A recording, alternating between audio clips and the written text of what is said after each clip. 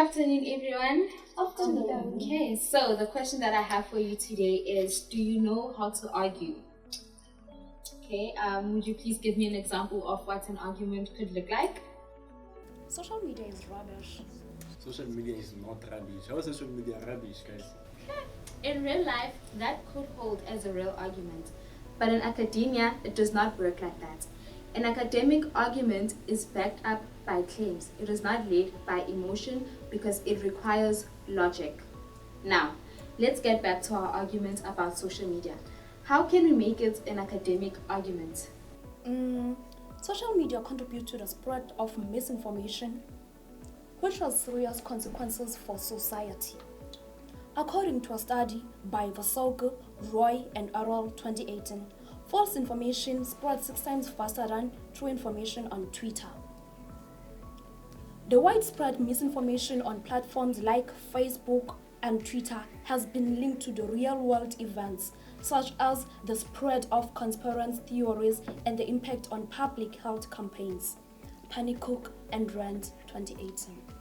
Okay, and do you have a response to her claim? Yes, I do. So social media has a positive impact on social movements, and it can be used as a tool for societal change. And my evidence would be how the Arab Spring in 2011 demonstrated how social media platforms were used to organize political change, illustrating the platform's power to amplify marginalized voices.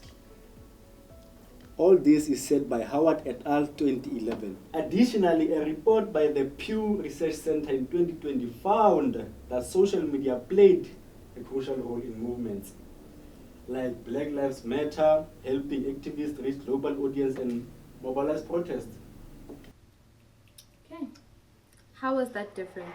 It had less emotion, it had less sarcasm, and the claims were carefully described and backed up by solid evidence.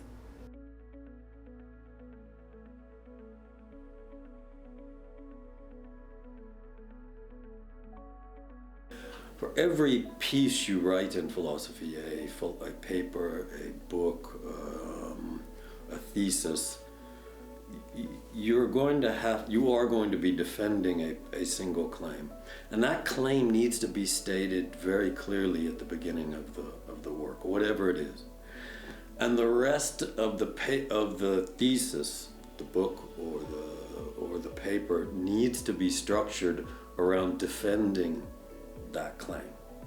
In drama, our research goes hand in hand with the practical component of it. So a big part of, we call it practice as research. So we go about making theater as a big fundamental point of proving our research. And without our practical component, without us going out to make theater, the research falls apart and it doesn't manifest. So I would say research in drama isn't just sitting at a computer to write out a thought process or document a thought process. It's very important, but it is as equally as important as the practical component of going about physically making theater. Without that, it all falls apart. Yeah, I think an academic argument is very complicated, Even before you write it on paper, like thinking about it, sitting with the idea, reading, all of that. I feel like writing is the final step of constructing your argument, Because when you want to express, an idea or concept, you have to sit and think about it first before you even say it out loud.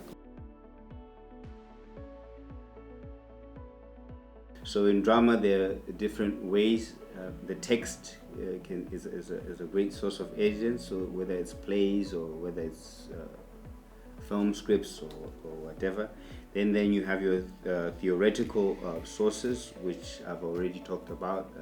People who've theorized about it, and then you can analyze performance. So the analysis of the performance. So you say that in a particular performance, this is what was happening, and you analyze that from a different points of view. You can start from the view of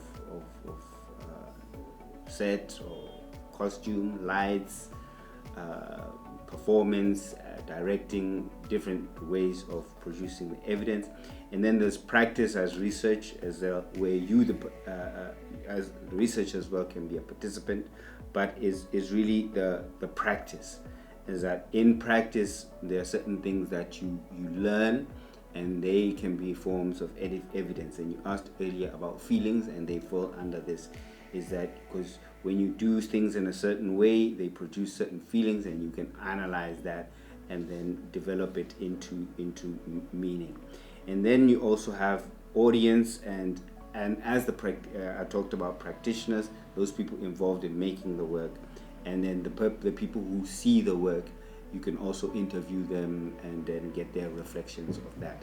So that's how you produce your data or your evidence, and then you can then analyze and go through that.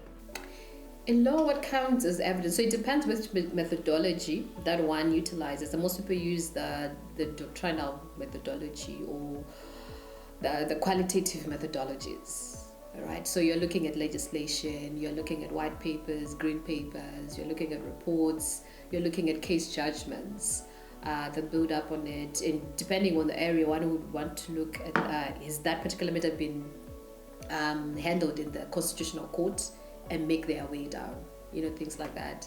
So the case law, the judgments that are out there, the reports that are out there, that's part of the evidence that comes in.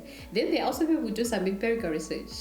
That's quite interesting. But I guess especially issues that have got socioeconomic rights, the realization of socioeconomic rights, there's a lot of empirical research that comes into it. But especially here in the faculty, not so many focus on empirical research. So it's usually qualitative and doctrinal in nature. What counts as credible in our case is that it must be peer-reviewed. If something is not peer-reviewed, it's always hard to actually assess its validity and the credibility.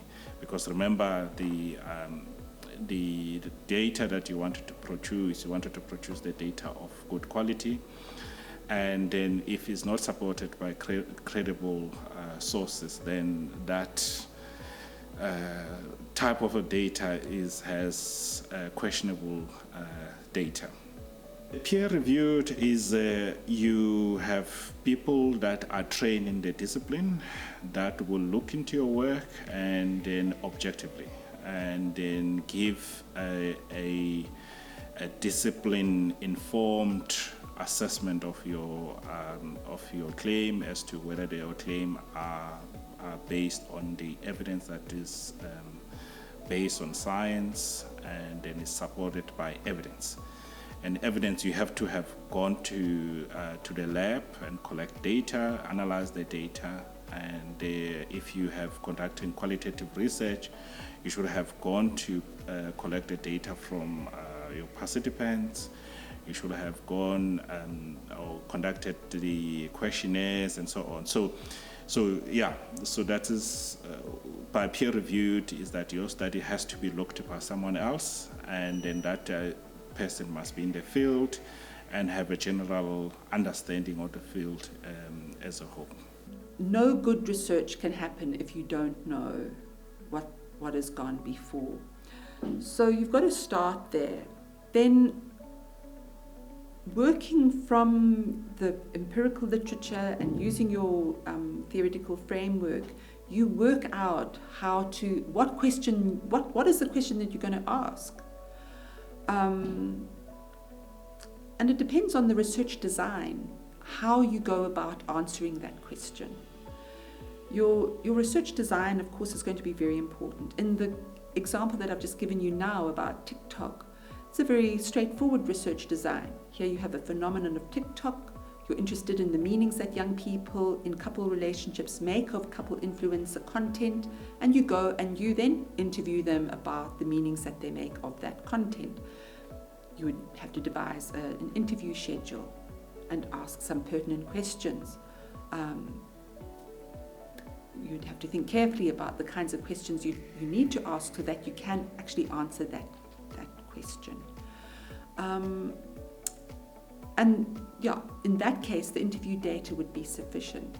If you ask another kind of question, for example, what kinds of TikTok content are created by TikTok couple influencers, you would have to look for different kinds of evidence. So in that case, if you're doing a textual analysis, you'd have to collect a sample of TikTok couples and their videos, and then devise a way of analyzing those videos. A textual analysis, would that be a content analysis, thematic analysis, a multimodal critical discourse analysis? It would depend on your question and what you're trying to achieve.